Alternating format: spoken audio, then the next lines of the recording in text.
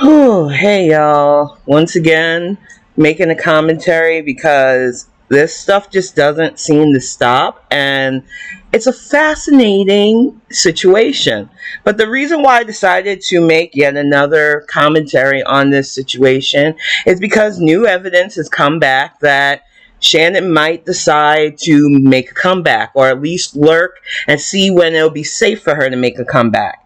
And one of the reasons why I had decided to even touch upon this was because of that whole weird Odessa thing. Not only because you come to find out that this potential sock account used an old black woman's identity, a dead black woman's identity, to try to stir the pot and say that there was evidence.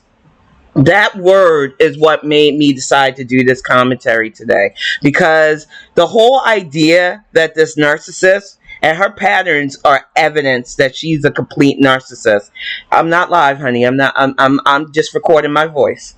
That's my partner, my fellow Gen X, and he thought I was on camera, but no. Seriously, the whole idea that this person who allegedly had no ties to Creepshow Art, aka Shannon, aka Amy, or whatever other bot name that she's come up with over the years, has this evidence if she's going to come back and then make comments. Now, I am going to link Truth Sloop's video, because if you really listen and just to all the stuff that's been said by this Odessa person and read it out, because Truth Sloop put out all the comments that this Odessa person put in a comment on there's a YouTube channel where you can see people's numbers drop. It's so crazy. I am so not used to the YouTube culture. But basically, this Odessa person was talking about how there was lies said about the alleged sexual assault, and how allegedly Emily was the one obsessed with this Andrew guy. The thing with narcissists is they cannot take an L. They cannot take an L well at all, but on the flip side, they can't enjoy a win either. Creepshow had a freaking win. You took Emily Artful's life, you Xeroxed it, you carbon copied it, you made your own name from it, and you had a successful channel. You allegedly got the guy. You had everything going for you. You were this whole, I am who everybody believes me to be, but it wasn't enough. Why? Because you had to make her hurt. Why? Because the object of your obsession, that Andrew/Anthony guy, who is more than likely the piece of shit catalyst for this whole drama, you just couldn't let it go. That he was with her first. That he obsessed with her so much. That he had all these sock accounts. You had to be her but better. And then when you got that, it wasn't enough still. So you stalked this woman for a decade. Not only taking her life, but completely making her life miserable for years, and it wasn't enough.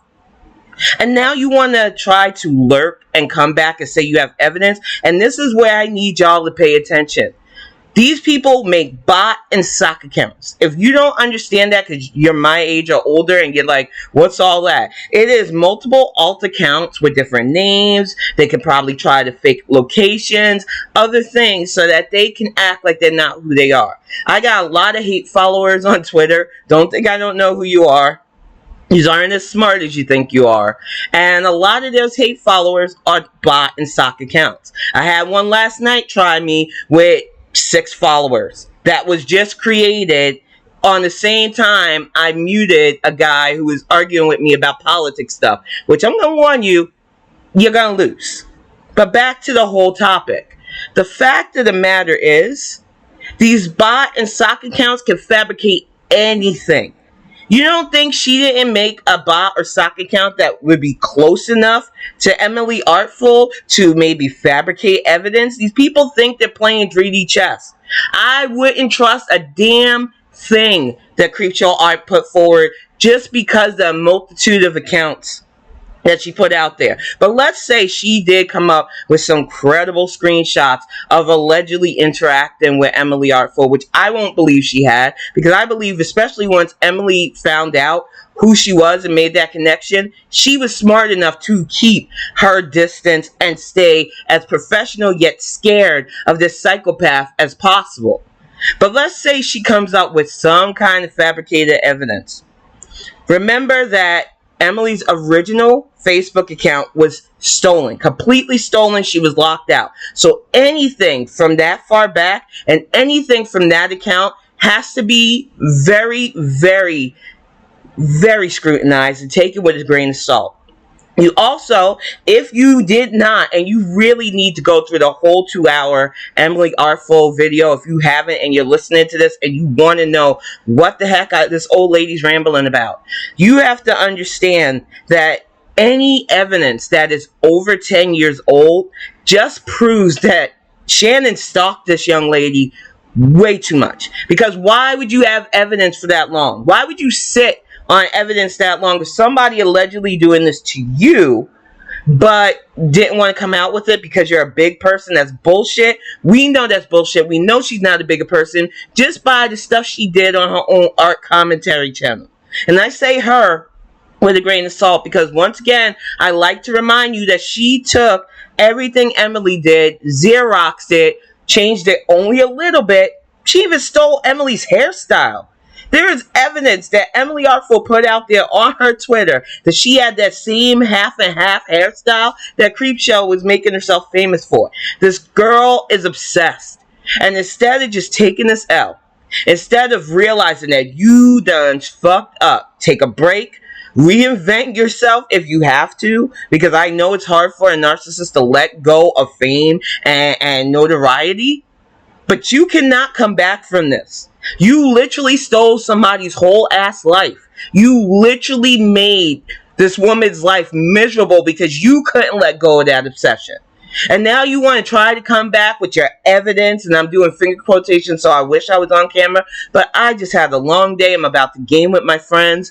I just wanted to get this out there. You need to be very critical of whatever proof that Shannon / Creepshow Art puts out there. Now, her reactivating her Instagram might not mean anything. It might mean she's just lurking. She's just waiting. She's just hoping that enough people stop talking about her, stop reminding people that she is really Creepshow. She put the whole seeds in her damn name.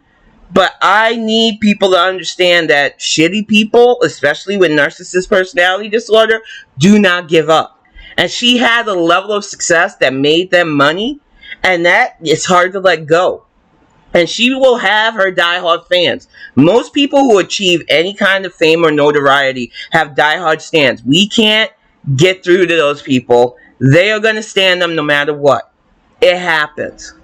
But for a lot of us, we need to be wary of her alleged comeback, because she is going to try to hurt Emily at this point. And Emily, if by a slight chance you're listening to this, protect yourself. Be wary of the people reaching out to you right now, because right now you're popular. Right now you have a lot of people emotionally invested in this story because it's sick and twisted. Be careful who you talk to. People are going to be fishing for information right now. Anything they can bring back to that psychopath. Be on guard. Like I said, I don't like tea. I'm not a tea channel, but this goes beyond normal gossip.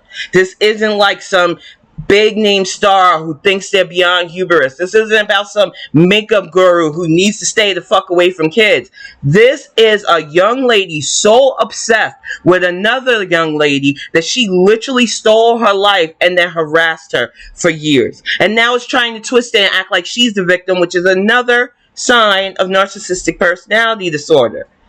I am so emotionally invested in seeing this story come to a happy ending, for Emily Artful to be able to live her life, make her art, and live in peace, and for this Creepshow Art girl to get help. Because if you're on the off chance listening to this, Shannon, you need help.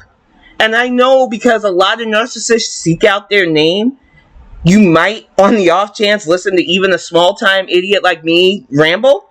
And I don't mean to call myself an idiot. I just feel like an idiot getting emotionally invested in the story, but it's so twisted. The way this is all played out, the way it keeps trying to play out, because you can't take the loss. You lost. And I know it's hard to hear. And I know you think, nope, I'm still 10 steps ahead of everybody. I will come with evidence. You got to realize that the internet is a lot more savvy than it was even 10 years ago. And even old birds like me can tell when shit ain't right. So if I were you, I would just cut my losses, figure out a new path, because this shit ain't it. You can never stand on the moral high ground again. You can never pretend to be this person so into art and caring about the art community when you have caused so much damage to it. You need to learn how to take the L, and you need to get some professional help. But I'm going to get ready to wrap this up. I've got D&D coming up. This was exciting to even think about again. I'm not even going to lie, because the story is just so twisted. So many parallels, so many lies. And I thank you for tuning in. I will see you next time.